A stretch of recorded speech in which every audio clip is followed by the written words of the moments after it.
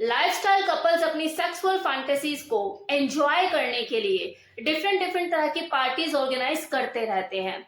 जैसे pool party हो गई, बीच पार्टी हो गई, इसी तरह से की पार्टी भी होती है जो लोग ये अक्सर प्लान करते हैं।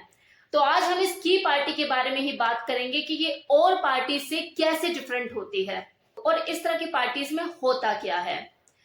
देखिए, अगर की पार्टी की बात करें तो स्विंगिंग लाइफस्टाइल में ये प्रचलन बहुत ही पुराना है। इस की पार्टी की शुरुआत तो 70-80 में ही हो गई थी। बस फर्क सिर्फ इतना है कि पहले इतनी इंफॉर्मेशन अवेलेबल नहीं हुआ करती थी, वो सोर्स अवेलेबल नहीं थे जिससे इन चीजों के बारे में पता लग सके। फॉर एग्जाम्पल, समाज में चोरियां और डकैती तो पहले भी हुआ करती थी ना, लेकिन कितना पता लगता था? वो गिने चुने 2-3 न्यूज़पेपर हुआ करते थे और वो दूरदर्शन पे एक न्यूज चैनल आया करता था तो पता लग जाया करता था कि भाई वहां ऐसे चोरी हो गई है, वहां पर ये हो गया। लेकिन जब से सोशल मीडिया का टाइम आया है, थोड़ा सा अवेयरनेस आई है, वाईफाई का जमाना आया है, तो धीरे धीरे अवेयरनेस इन चीजों के बारे में होने लग गई है। भले खुलकर फिर भी बात नहीं होती है, लेकिन फिर भी थोड़ा बहुत आइडिया हर किसी को होता ही है। लाइफस्टाइल में जितने भी कपल्स होते हैं, ये अपने लेवल पे, चाहे बड़े लेवल पे या छोटे लेवल पे, अपने हिसाब से की पार्टीज को ऑर्गेनाइज करते हैं। कभी होटल बुक करते हैं, कभी रिजॉर्ट बुक करते हैं, मेंबरशिप लेनी पड़ती है। बिना मेंबरशिप के यहाँ पर एंट्री नहीं होती, पूरा प्राइवेसी का ख्याल रखा जाता है, पूरी उनकी जांच पड़ताल की जाती है, तभी जाके उनको एंट्री मिलती है। जब तक आप मेंबरशिप नहीं लोगे आपको एंट्री नहीं मिलेगी। ऐसा नहीं कि कोई भी आकर सीपीएल बोलेगा कि मैं लाइफस्टाइल कपल और मुझे एंट्री लेनी है।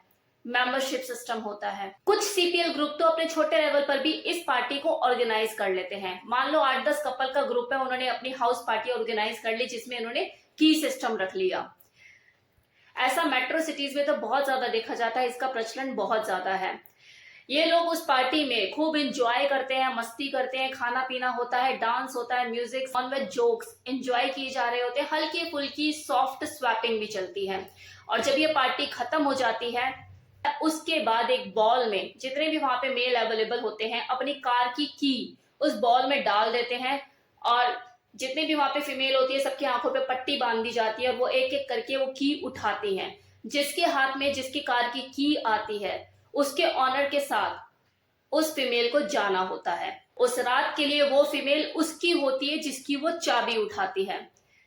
जैसे ही चाबी वो उठाती है उसकी आंखें खोली जाती है, वो उसको देखती है, लोग मिलकर चीयर अप करते हैं, ताली बजाते हैं, ड्रिंक एंजॉय करते हैं, चीयर्स करते हैं, और ऐसे ऐसे करके जिसकी चाबी जो फीमेल उठाती रहती है वो उस पार्टनर के साथ जाती रहती है। कई बार इस तरह की पार्टी में थोड़ा सा बदलाव लाने के लिए, एक्साइटमेंट लेवल को और ज्यादा बढ़ाने के लिए की जगह फीमेल की ब्रा का यूज किया जाता है और बॉल की जगह एक बड़ा सा कंटेनर या डब्बा होता है, उसमें फीमेल की ब्रा डाल देते हैं और बाद में वहां पे जो मेल होते हैं उनकी आंखों पे पट्टी बांधी जाती है, और जो मेल जिसकी ब्रा उठाता है और जिस फीमेल की वो ब्रा होती है तो उसके साथ वो नाइट स्पेंड करता है। अब देखो, देखने में तो ये चीज बिल्कुल वाइफ स्वैपिंग जैसी लगती है, लेकिन ये वाइफ स्वैपिंग कॉन्सेप्ट से बिल्कुल अलग है। क्योंकि जब आप वाइफ स्वैपिंग करते हैं तो आपको पता होता है कि यार मैं उसके साथ जाने वाली हूँ या मैं उसके साथ जाने वाला हूँ, लेकिन यहाँ पर तो किसी को आइडिया नहीं होता कि किसका कौन पार्टनर बनेगा, कौन किसके साथ आज रात बिताएगा। तो ये जो चीज होती है एक तरह से लॉटरी टाइप होती है कि लॉटरी लगने वाली है, पता ही नहीं है आपको कि कौन साथी बनेगा आपका रात का। तो ये चीज एक्साइटमेंट क्रिएट करती है, लॉटरी की तरह होती है। अब एक्साइटमेंट कैसे? अब जैसे मान लो कि आप उस पार्टी में एंजॉय कर रहे हो, फुल मस्ती मजा चल रहा है, कभी इसको छेड़ कभी उसको छेड़, लेकिन किसी खास एक औरत पे आपका दिल लग गया और आपका मन है कि आज रात को आप इसी के साथ ही रात बिताएं, लेकिन ये तो की पार्टी है। तो आप अंदर ही अंदर सोचोगे कि यार मेरी आज कार की चाबी ना यही औरत उठाए, और इस तरह से किसी फीमेल के दिल में भी आ सकता है कि यार मेरी जो ब्रा है ना यही बंदा उठाए।